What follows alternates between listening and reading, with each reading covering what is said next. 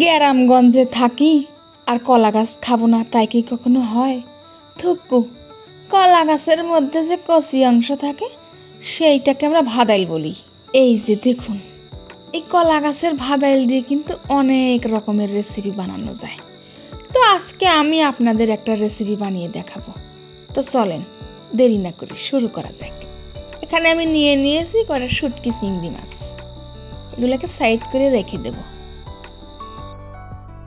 ওইদিকে তো ভাদাইলটা কাটে নিতে হবে, তাই একটা বটি নিয়ে বসে পড়েছি, একদম ফালি ফালি করে কাটে নেব আগে। তারপরে ছিলে কুচি কুচি করে কাটে রেখে দিব।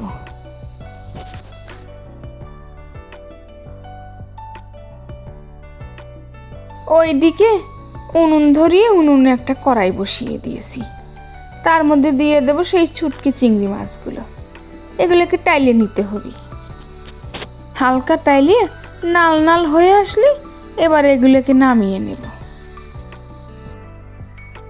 ওই কড়াইয়ের মধ্যে দিয়ে দেব বেশ খানিকটা পানি, তার মধ্যে দিয়ে দেব সামান্য একটুখানি লবণ, আর দিয়ে দেবো 1 চামচের মতন হলদির গুঁড়ি।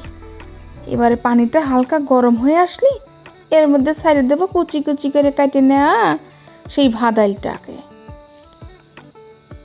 দিয়ে ঢাকনা দিয়ে বেশ কিছুক্ষণের জন্য চাপা দিয়ে রেখে দেব।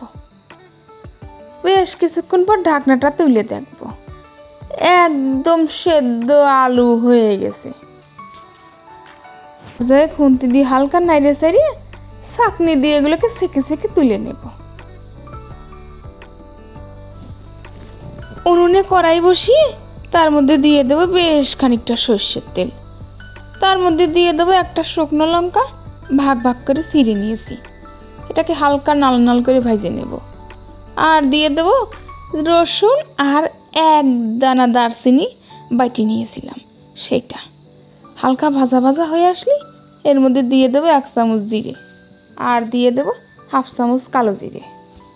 এবারে হালকা নাড়িয়ে ছাড়িয়ে এর মধ্যে দিয়ে দেবো কুচি কুচি করে কেটে রাখা পেঁয়াজ আর কাঁচা লঙ্কা, দিয়ে দেবো সামান্য একটুখানি লবণও।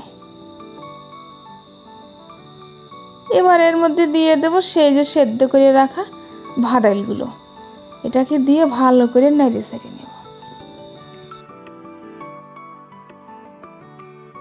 ওরে বাবা, এদিকে সকালবেলা সূর্যের আলো আমার কড়াইয়ের মধ্যে এসে উকি দিচ্ছে। যাই হোক, এগুলাকে ভাজা ভাজা করে নিয়েছি, এর মধ্যে দিয়ে দেবো সেই যে ভাজে রাখা চিংড়ি মাছগুলো। উল্টে পাল্টে ভালো করে নাড়িয়ে চাড়িয়ে এটাকে নামিয়ে নিলেই রেডি হয়ে যাবে। এই যে দেখুন, তৈরি হয়ে গেল ভাদাইলের দারুণ একটা রেসিপি। ওরে খুদা, ফোড়নের যা একটা ঘ্রাণ বেরোইছে না, খাবো কি দেখেই পরানটা হাত হয়ে যাচ্ছে।